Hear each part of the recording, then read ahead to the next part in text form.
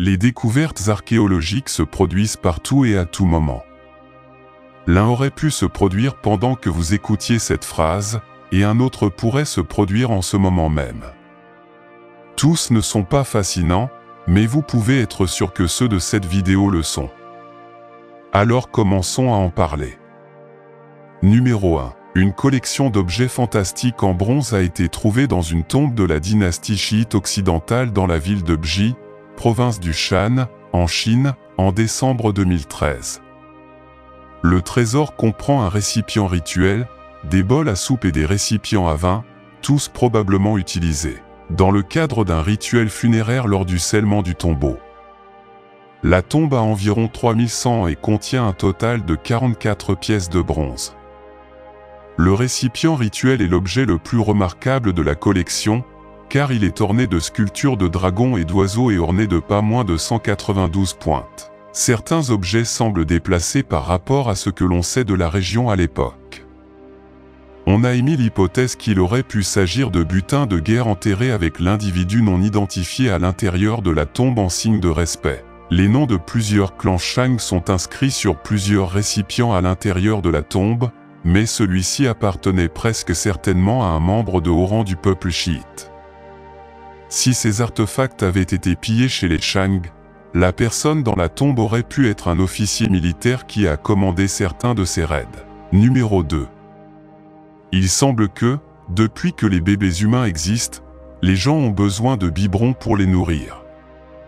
Voici une ancienne bouteille en forme de cochon trouvée dans les Pouilles, en Italie, en décembre 2013. La bouteille a été trouvée dans une tombe taillée dans la roche très bien conservée de la ville de Mandura. La tombe a été retrouvée intacte, avec des bandes d'ocre rouge et de peinture bleue encore collées sur les murs. Les scientifiques ont pu confirmer qu'elle a au moins 2400 ans, ce qui signifie que la bouteille en forme de cochon doit également avoir au moins cet âge. La présence du biberon est inexplicable, puisqu'il n'y avait aucun bébé dans la tombe. Au lieu de cela, il contenait les restes de 2 adultes. Le reste des objets funéraires avec lesquels ils ont été enterrés sont tout à fait normaux pour l'époque. Il ne fait aucun doute que le biberon était destiné à un enfant, il a des cils adorables, des yeux humains et des oreilles pointues. La meilleure hypothèse des historiens est que l'occupante de la tombe était censée être enceinte lorsqu'elle est décédée et a été enterrée, mais il n'y a aucune preuve physique d'une grossesse.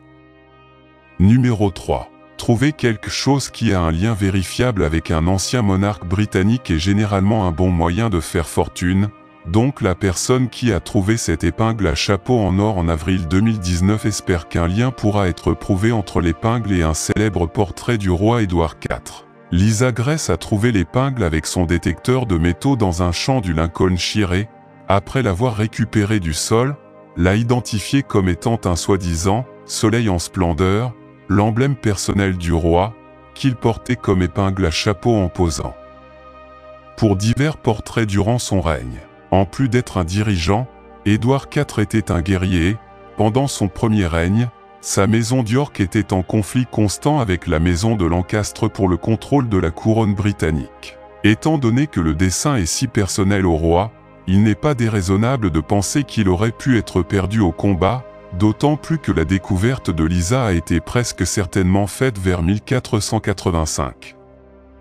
Même la pierre, une améthyste violette, est connue pour elle était l'une des favorites du roi. Sa valeur en tant que bijou est de 115 000 $, mais s'il peut être prouvé qu'il appartenait à Eduardo, il pourrait valoir des millions.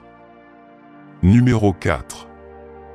Le trésor d'or de Britey est une source de désaccord entre l'Irlande et la Grande-Bretagne depuis sa découverte à Liadi, en Irlande du Nord, à la fin du XIXe siècle. On pense qu'il a été caché sous terre pendant des centaines d'années avant d'être accidentellement découvert par les agriculteurs Thomas Nicol et James Morrow alors qu'ils labouraient leurs champs en 1896. Les objets qui constituaient le trésor ont été rapidement répartis entre les hommes et leurs familles et vendus. Des directions différentes. Ce n'est que lorsque le British Museum en a acquis quelques-uns et a confirmé qu'ils avaient 2000 ans que leur véritable valeur est devenue évidente.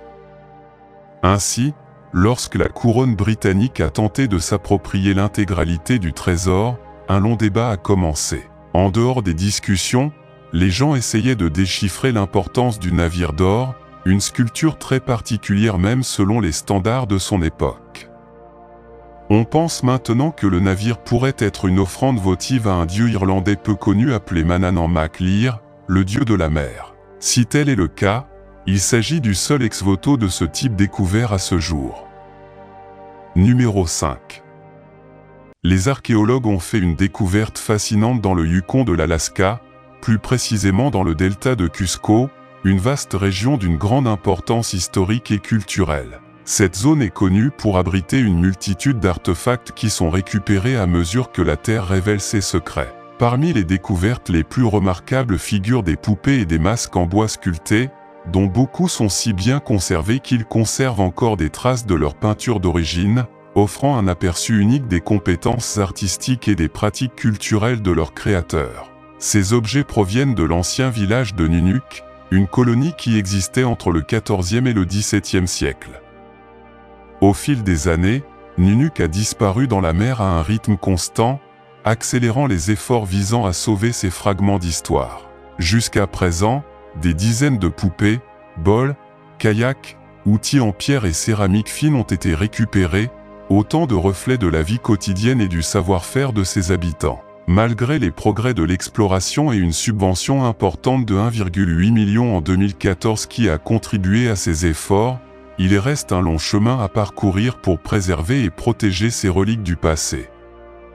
Les travaux sur le delta se poursuivent, dans le but de sauvegarder une histoire qui pourrait être perdue à jamais. Numéro 6. De retour en Europe, nous retrouvons les statues connues sous le nom de géants de Mont Prama, situées près de Cabra, à l'ouest de la Sardaigne, une île qui appartient à l'Italie. Ce sont de grandes créations impressionnantes, chacune d'elles mesure 8 mètres de haut et possède de grands yeux plats en forme de disque qui provoquent un certain inconfort chez ceux qui les observent. Ils ont résisté à l'épreuve du temps, mais personne ne sait exactement depuis combien de temps ils sont là. La plupart des experts placent la date de sa création entre 3100 et 2800 ans et désignent la civilisation nuragique comme la bâtisseuse la plus probable. Malheureusement, nos archives sur le peuple nuragique ne sont pas exhaustives, ils ont été expulsés de leur terre par l'Empire romain il y a environ 2200 ans et les Romains ont pratiquement effacé toute trace de leur existence. Il semble cependant que les Romains appréciaient ces sculptures car ils les laissaient intactes. La découverte en 1974 de tombes anciennes à proximité des statues suggère qu'elles auraient pu être placées là pour garder les morts, bien qu'il ne s'agisse que de spéculation. Numéro 7. Depuis qu'ils l'ont trouvé, les scientifiques se sont lancés dans une course contre la montre pour sauver notre prochaine découverte. Il s'agit d'un navire vieux de 1300 ans trouvé en France, d'une conception exceptionnellement rare. Le navire pourrait être d'une importance capitale pour les historiens et les chercheurs, mais il ne durera peut-être pas assez longtemps dans son état actuel pour qu'ils puissent l'examiner. Les poutres en chêne, en châtaignier et en pin du navire naufragé sont si délicates qu'il faut les asperger d'eau toutes les 30 minutes pour éviter qu'elles ne se désintègrent. Le bateau de 40 mètres de long a été retrouvé sur les rives de la Garonne, dans le sud-ouest de la France, début 2022, mais les matériaux de construction à partir desquels il est fabriqué n'avaient pas été touchés par l'air ou la lumière depuis le jour de sa fabrication, ce qui a provoqué une catastrophe, les rendant extrêmement vulnérables. La datation au radiocarbone indique que le navire a coulé entre 680 et 720 après JC. Et il est remarquablement avancé d'après ce que nous savons de l'architecture navale française du Moyen Âge. Il aurait pu s'agir du premier navire de ce type ou d'un navire expérimental considéré comme un échec après le naufrage. Si nous ne parvenons pas à stabiliser suffisamment l'épave pour l'examiner correctement, nous ne le saurons peut-être jamais. Numéro 8. Nous avons maintenant une découverte notable survenue à Teno, au Mexique, en août 2022. Là, les archéologues ont découvert un ensemble de monuments massifs de la culture olmèque, dont une paire de reliefs sculptés dans le calcaire. Ces reliefs représentent des dirigeants olmèques dans une pose rituelle de contorsionnistes, censés réduire les niveaux d'oxygène dans le cerveau et induire un état de transe. Les Olmecs croyaient que ce processus était divin. Ces représentations sont extrêmement rares, c'est pourquoi les archéologues du pays sont enthousiasmés. Chacun des reliefs est grand, avec un diamètre d'environ 1,50 m, et représente également de grands visages portant des diadèmes et des miroirs avec des croix Olmèques en leur centre. Il est difficile de déterminer l'âge exact de ces œuvres d'art anciennes, mais cette partie de Tino, près de la rivière Usumacinta, était un important centre de population des Olmecs pendant la période de formation il y a environ 2900 ans. Les experts en art ancien sud-américains suggèrent que le style des reliefs pourrait avoir été influencé par les premiers Mayas, bien que cette affirmation soit controversée et qu'il n'y ait pas encore suffisamment de preuves pour l'étayer. Finalement, les Mayas sont devenus dominants dans cette partie du pays il y a environ 2500 ans. Numéro 9. L'ancienne ville d'Ashkelon en Israël s'est avérée être un riche terrain de chasse pour les archéologues au fil des années, comme l'a encore démontré en avril 2013. À cette occasion, quelques artefacts remarquables ont été découverts sur le site par une équipe d'experts. Archéologues de l'autorité israélienne des Antiquités. Ils ont découvert un immense pressoir ancien et une minuscule maquette en céramique d'une église. On pense que les deux objets datent du début de l'ère byzantine, au VE et VIe siècle. Le pressoir est impressionnant, couvrant une superficie de plus de 300 pieds carrés et comprenant une plateforme pour fouler les raisins, un lit de pressage et 3 récipients en céramique pour recueillir le vin. Il s'agit de l'une des découvertes les plus grandes et les mieux conservées de ce type. Cependant, la petite église est considérée comme encore plus rare. Il a été trouvé près du pressoir, il pourrait donc avoir été laissé tomber par quelqu'un en train de faire du vin. Il a une poignée en forme de boucle au plafond, ce qui amène les experts à croire qu'il était soit accroché à un mur, soit suspendu à des vêtements. On pense également qu'à un moment donné, une lampe à huile y a été insérée, projetant des ombres en forme de croix sur les murs du bâtiment où elle était placée. Numéro 10. Nous commençons par un magnifique bracelet en or découvert accidentellement par un agriculteur alors qu'il labourait son champ dans le village turc de Chetli en mars 2022. Le bracelet a environ 3300 ans et est le premier artefact de ce type découvert avec des représentations figuratives sur sa surface. De plus, il s'agit du premier bracelet hittite doté d'une lunette elliptique, une forme qui était importante pour les Hittites mais qui n'avait été vue auparavant que sur leur sceau. Nous avons la chance que le bracelet ait survécu à son contact avec du matériel agricole, ce qui l'a laissé bosselé et endommagé. Il a déjà fait l'objet de travaux de préservation et de réparation, et en subira encore d'autres avant d'être exposé au musée archéologique de Corom. Des travaux de réparation suffisants ont été effectués pour déterminer que la figure au centre du relief est la déesse Ishtar, bien que la signification précise de la scène soit inconnue. Les archéologues ont mené des fouilles approfondies dans le champ où le bracelet a été trouvé, mais aucun autre artefact n'a été découvert. La présence du bracelet sur le terrain reste donc inexpliquée. Numéro 11. Pour les passionnés de voitures, ce véhicule pourrait ressembler à un rêve devenu réalité. En 2023, un explorateur découvre une voiture dans une grange abandonnée. La voiture pourrait vous surprendre, surtout si vous en savez beaucoup sur les véhicules. L'explorateur a découvert une Jaguar type série 1, présentée pour la première fois au Salon automobile de Genève en 1961. Les débuts de la E-Type étaient l'équivalent automobile de l'abandon du microphone. Son design élégant et aérodynamique, inspiré des voitures de course Jaguar des types qui dominaient Le Mans, donnait l'impression d'être en mouvement même à l'arrêt. Le long capot, les lignes fluides et l'arrière unique en ont fait une icône instantanément. Enzo Ferrari l'a qualifié de plus belle voiture du monde. Maintenant, quand Enzo Ferrari vous félicite, vous savez que vous avez fait quelque chose de bien. Malheureusement, celui-ci nécessite une sérieuse restauration pour être considéré comme utilisable. Numéro 12. Le 30 août 2023, les chercheurs de l'expédition SysCap Alaska Expedition 5, lancée par la National Oceanic and Atmospheric Administration, NOAA, ont découvert quelque chose qui a immédiatement attiré leur attention au fond de l'océan, une sphère dorée. Cette sphère a été trouvée à 3 km sous la surface de l'océan et mesurait environ 4 pouces de diamètre. L'équipe de la NOAA a utilisé un véhicule télécommandé pour explorer les profondeurs et, au cours d'une de leurs plongées, elle a trouvé cet objet brillant en forme de dôme qui les a perplexes. Initialement, les chercheurs pensaient que la sphère dorée était une éponge morte attachée à un morceau de corail, mais il s'est avéré que cette sphère dorée n'était pas un simple spécimen.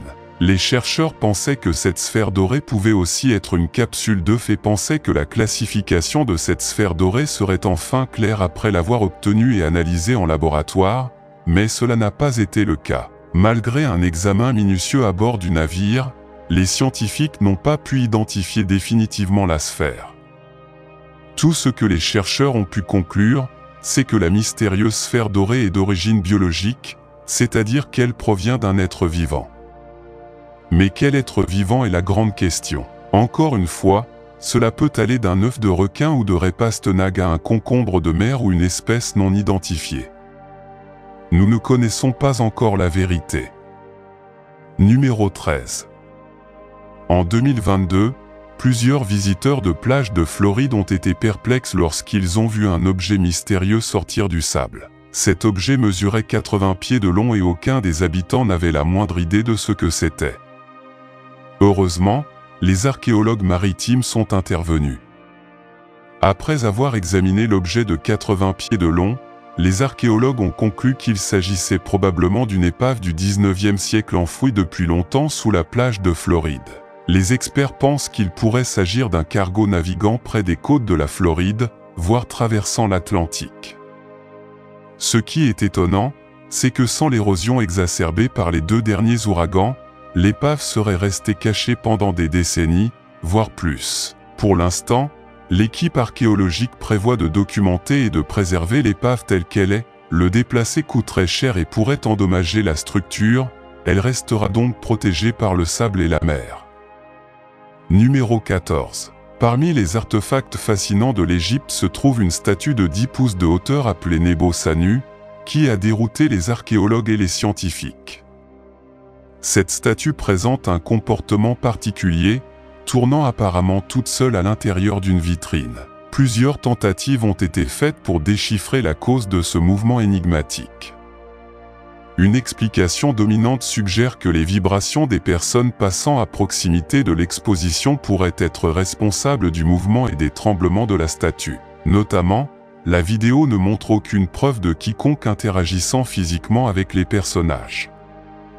Ce lent mouvement inexpliqué d'une statue a à lui seul une aura troublante. Ce qui le rend encore plus intrigant, c'est que cette rotation à 180 degrés est un phénomène récent, malgré la présence de la statue dans la collection du musée depuis 80 ans, ce qui est stupéfiant.